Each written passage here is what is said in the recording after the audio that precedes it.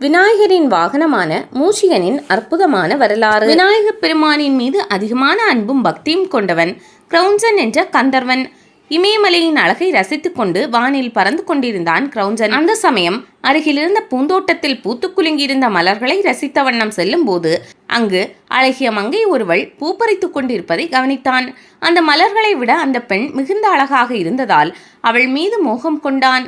அந்த பெண்ணுடன் பேசி அவளை எப்படியாவது திருமணம் செய்து தன்னுடன் தேவலோகத்திற்கு அழைத்து சென்று விட வேண்டும் என்று எண்ணினான். பூப்பறித்துக் கொண்டிருந்த பெண்ணை நெருங்கி, பெண்ணே, தேவலோகத்தை சேர்ந்த கந்தர்வனான நான் வான்வழியாக சென்று கொண்டிருந்த போது உன் அழகை கண்டு மயங்கி கீழிறங்கி வந்தேன். உன்னை திருமணம் செய்து கொள்ள விரும்புகிறேன் என்றான். இதை கேட்டு அதிர்ச்சியடைந்த அந்த பெண், கந்தர்வனே, நான் சௌபரி முனிவரின் மனைவி மனோரமை. என் மேல் நீ கொண்ட தவறான எண்ணத்தை மாற்றிக்கொண்டு இங்கிருந்து சென்றுவிடு என்று எச்சரித்தாள்.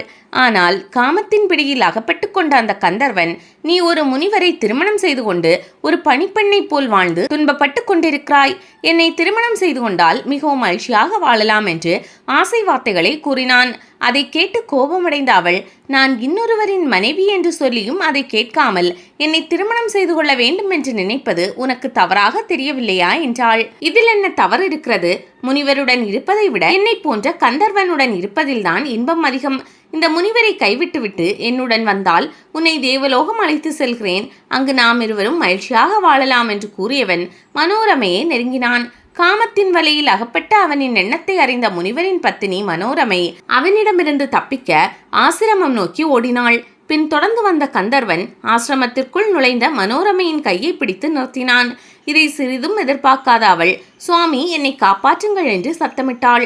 மனைவியின் சத்தத்தை கேட்டு ஆசிரமத்திலிருந்து வெளியில் வந்தார் சௌபரி முனிவர்.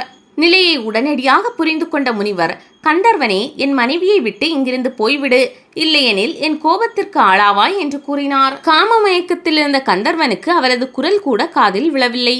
அவன் மனோரமையை கவர்ந்து செல்வதிலேயே குறியாக இருந்தான். இதனால் கோபமடைந்த முனிவர், கந்தர்வனே, என் மனைவியை கவர்ந்து செல்ல நினைத்த நீ மண்ணை தோண்டி வலையில் ஒளிந்து வாழும் எலியாக மாறி துன்பப்படுவாய் என்று சாபமிட்டார். முனிவரின் சாபத்தை கேட்டு சுயநினைவுக்கு திரும்பிய கந்தர்வன் தன்னுடைய செயலுக்காக வருந்தினான். முனிவரே, அடுத்தவரின் மனைவியை அடைய நினைத்த எனக்கு தாங்கள் கொடுத்த சாபம் சரியானதுதான். நான் நீங்கள் கொடுத்த சாபத்தை அப்படியே முழுமையாக ஏற்றுக்கொள்கிறேன். இருப்பினும் எனது தவறை தாங்கள் மன்னித்தருள வேண்டும் என்றான். இதனால் மனமிறங்கிய முனிவர், கந்தர்வனே, தவறு செய்வது அனைவரின் இயல்பாக இருக்கலாம். ஆனால் தேவலோகத்தை சேர்ந்த உனக்கு இப்படி ஒரு எண்ணம் வந்திருக்கவே கூடாது. நீ தவறை உணர்ந்து நான் கொடுத்த சாபத்தையும் முழுமையாக ஏற்றுக்கொண்டிருப்பதால் நான் உன்னை மன்னிக்கிறேன். பிற்காலத்தில் உனக்கு இந்த எலி உருவத்திலேயே மிகப்பெரிய சிறப்பு கிடைக்கும் என்றார். முனிவரின் சாபத்தினால் கந்தர்வன் மிகப்பெரிய எலியாக மாறினான். அந்த எலி காட்டிற்குள் சென்று பல இடங்களையும் தோண்டி நாசப்படுத்தி கொண்டிருந்தது. ஒவ்வொரு இடமாக மாறி மாறி சென்ற எலி காட்டிற்குள் இருந்த பராசர முனிவரின் ஆசிரம பகுதிக்குள் சென்றது. அந்த இடம் பிடித்து போனதால் அங்கேயே ஒரு வலை தோண்டி தங்கி கொண்டது. அந்த எலி ஆசிரம பகுதிக்குள் இருந்த மரங்களின் வேர்களை கடித்து மரங்களை கீழே விழ செய்து அங்கிருந்தவர்களை அச்சுறுத்தி கொண்டிருந்தது. மேலும் ஆசிரமத்தின் பல பகுதிகளிலும் வலை தோண்டி சேதப்படுத்தியது. காலம் மெதுவாக நகர்ந்து கொண்டிருந்தது. இந்த நிலையில் அபிநந்தன் என்னும் அரசன் தன்னுடைய பதவியும் அதனால் கிடைக்கும் சிறப்பும் நீடித்திருக்க வேண்டும் என்று மிகப்பெரிய வேள்வி ஒன்றை நடத்த முடிவு செய்தான். வேள்விக்கான பணிகளையும் அவனே முன்னின்று செய்து வந்தான். இந்த வேள்வி முழுமையாக நடந்து முடிந்துவிட்டால் அந்த அரசனுக்கு இந்திர பதவி கிடைத்தாலும் கிடைத்துவிடும் என்று நினைத்த இந்திரன் அச்சமடைந்தான். எனவே தனது பதவியை காப்பாற்றிக் கொள்வதற்காக அபிநந்தனை வேள்வி செய்ய விடாமல் தடுக்க இந்திரன் முடிவு செய்தான். இதற்காக காலநேமி என்ற அரக்கனை பூலோகத்திற்கு அனுப்பி வைத்தான். அந்த அசுரன் அபிநந்தன் செய்து வந்த வேள்விகளை எல்லாம் அழித்து வந்தான். அசுரனின் தொல்லைகளை பொறுக்க முடியாத முனிவர்கள் அவனை அழித்து உதவும்படி சிவபெருமானிடம் முறையிட்டனர். சிவபெருமான் அவர்களிடம், இன்னும் சிறிது காலம் பொறுத்திருங்கள். என் மகன் விநாயகன் அவனை அழிப்பதற்காக பூலோகத்தில் தோன்றியிருக்கிறான். அவன் அரக்கன் காலநேமியை அழித்து வேள்வி பணிகள் தொடர உதவி செய்வான் என்று அருளினார். சிவபெருமானின் திருவிளையாடல் ஆரம்பமானது. விநாயகர் அவதாரம் தோன்றி அந்த முனிவர்கள் யாகம் செய்யும் காட்டின் ஒரு பகுதியில் குளக்கரையில் சிறு பாலகனாக விநாயகர் விளையாடிக் கொண்டிருந்தார். காட்டிற்குள் இருந்த அந்த குளத்தில் நீராட வந்த பராசர முனிவர் குழந்தையை கண்டெடுத்து தன் ஆசிரமத்தில் வைத்து வளர்க்க தொடங்கினார். ஆசிரமத்தில் வளர்ந்து வந்த விநாயகர் அங்கிருக்கும் மரங்களில் ஏறி விளையாடுவார். அதேபோல் ஒரு மரத்தில் ஏறி விநாயகர் விளையாடிய போது மரத்தின் அடியில் இருந்த எலியானது வேர்களை கடித்து மரத்தின் பலத்தை இழக்க செய்து அந்த மரத்தை சரித்தது.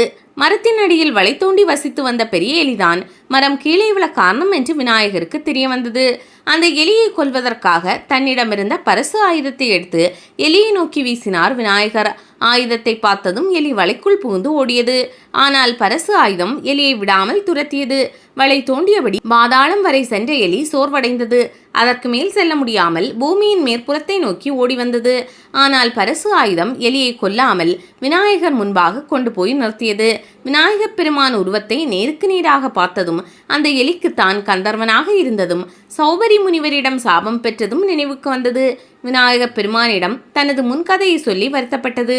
தன் தவறை மன்னிக்கும்படி வேண்டியது. எலியின் கதை கேட்டு மனமிறங்கிய விநாயகர், மூஷிகனே கவலைப்படாதே, உனக்கு சாபம் கொடுத்த முனிவரிடம் சாபத்திற்கு மோசனம் கேட்காமல் நான் செய்த தவறுக்கு தாங்கள் கொடுக்கும் சாபத்தை அப்படியே ஏற்றுக்கொள்வதாக கூறிவிட்டபடியால் உனக்கு என்னால் சாப விமோசனம் வழங்க முடியாது. நீ கந்தர்வனாக இருந்தபோது என் மேல் அதிக பக்தி கொண்டிருந்தாய். எனவே நான் உன்னை என் வாகனமாக்கி கொள்கிறேன். இதன் மூலம் நான் இருக்கும் இடங்களிலெல்லாம் உனக்கு மரியாதை கிடைக்கும் என்று அருளினார்.